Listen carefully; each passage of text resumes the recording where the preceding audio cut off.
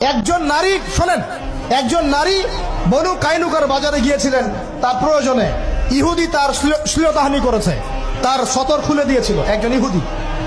এটা দেখে একজন মুসলিম ভাই সেখানে থাকতে না পারে ওই ইহুদির গর্দান নামিয়ে দেয়। এই ইস্যুকে কেন্দ্র করে ইহুদিরা মিলে ওই ভাইকে শহীদ করে। তখন ওই বাজারে ওই ভাই ছাড়া আর কেউ ছিল না, একজনই ভাই ছিল। এরপরে এই মামলা আসলো নবীর দরবারে সাল্লাল্লাহু আলাইহি ওয়াসাল্লাম। এটা মদিনার ঘটনা।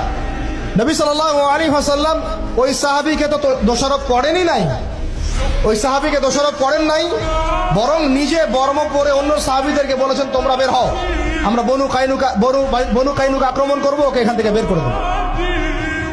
একজন দিনী বোনের ইজ্জতের বদলা নেওয়ার জন্য পুরো বনু কাইনুকার ইহুদিদের সাথে যুদ্ধ হয়েছে। আর আমাদের বোনরা স্বেচ্ছায় ইজ্জত বিলি দিচ্ছ। তোমরা হচ্ছে মাটির তলে চলে যাও, তোমাদের বেঁচে থাকার চেয়ে মাটির তলে চলে যাও। তোমরা নিজেরা স্বেচ্ছায় ইজ্জতের বিসর্জন দিচ্ছ।